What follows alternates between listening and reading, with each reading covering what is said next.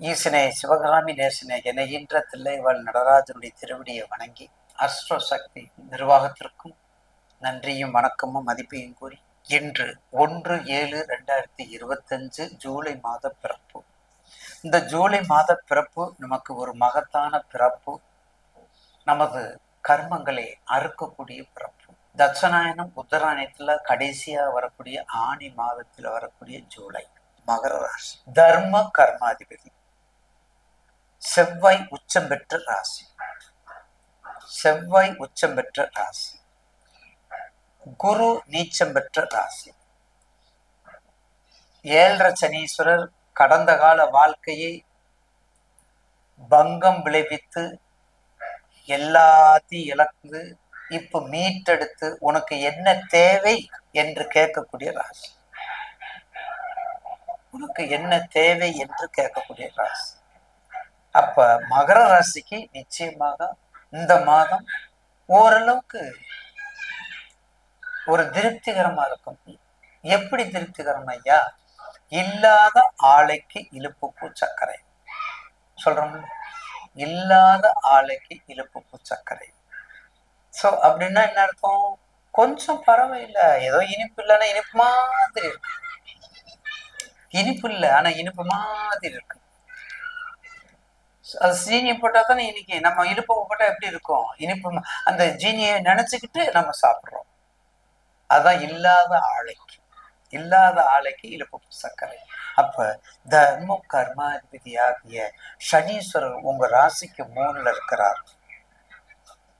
அது மட்டுமல்ல, ராகு உங்க ராசிக்கு 2ல இருக்கிறார். அதனால பயப்பட வேண்டியதில்லை.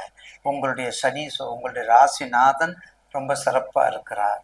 உங்களை கைவிட மாட்டார். ஏன்னா யாரா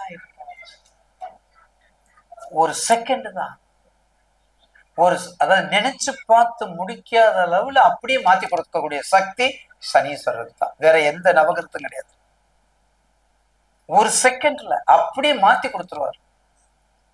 இன்னைக்கு $1 கோடி வச்சிருக்கிறவன் மைனஸ்ல நிக்கக்கூடிய சக்தி அந்த ஒரே சனீஸ்வரருக்கு தான் உண்டு. நவகிரகத்துல வேற யாருக்கும் கிடையாது. நீங்க எப்ப வேணாலும் என்கிட்ட வாங்க. அப்படி கருணை உள்ளம் படைத்தவர். அப்ப அது எந்த அளவுக்கு நம்ம அதை பயன்படுத்திக்கிறோம், அது எந்த அளவுக்கு அதை நியாயப்படுத்திக்கிறோம் என்று பாப்பார்ல அவரும். சார், என் மனசு சுத்தமா இருந்தா நான் நல்லா இருக்கேன். நான் எக்ஸாம் போறேன், முதல்ல நான் நல்லா படிச்சிருக்கேன்னா, நீட்டுக்கு நான் நல்லா படிச்சிருக்கேன்னா, இல்ல கடனுக்கு படிச்சிருக்கேன்னா, இல்ல அப்பா அம்மாவுக்காக டிராமா பண்ணி படிச்சிருக்கிறேன்னா, இல்ல அண்ணன் தம்பிக்கு டிராமா படிச்சிருக்கேன்னா, வீட்டுக்காரிக்கு டிராமா பண்ணி படிக்கிறேன்னா, இப்படி எல்லாம் இருக்குது இல்ல. இப்படி எல்லாம் ஏமாத்துறவங்க தான் அங்கே ஏமாந்துடுறாங்க. மனச்சாட்சியோடு இருக்கிறவங்க நிச்சயமா யாரும் ஏமாற மாட்டாங்க. அதுக்கு ஒத்துழைப்பு யாரு கொடுக்கணும்? செவ்வாயும் சனீஸ்வரம் கொடுக்கணும், விநாயக பெருமானும் கொடுக்கணும், சரஸ்வதி கடாட்சமும் இருக்கணும், அந்த ஞானாந்த மயமும் இருக்கணும். அப்படி இருந்தா தான் அதெல்லாம் செய்ய முடியும். ஒரே குடும்பத்துல பாருங்க, 3 பேர் ஐஏஎஸ், 3 பேர் ஐபிஎஸ். எப்படிங்க வந்தாங்க? ஒரே குடும்பத்துல 2 பேர் டாக்டர் எப்படிங்க வர்றாங்க? அதுல என்ன பத்திரிகையில பாருங்க, 500க்கு 548 மார்க், 548 மார்க், 1 மார்க் கூட கம்மியில கூட இல்லை. அது நம்ம கையிலயா இருக்குது? அதுதான் விதி. அந்த விதி தான் இறைவன். எவ்வளவு ஆய்வு பார்த்தீங்களா? எப்படி இருக்குது பாருங்க, ரொம்ப ஆச்சரியமா இருக்கு. அப்படிப்பட்ட தன்மை உள்ள.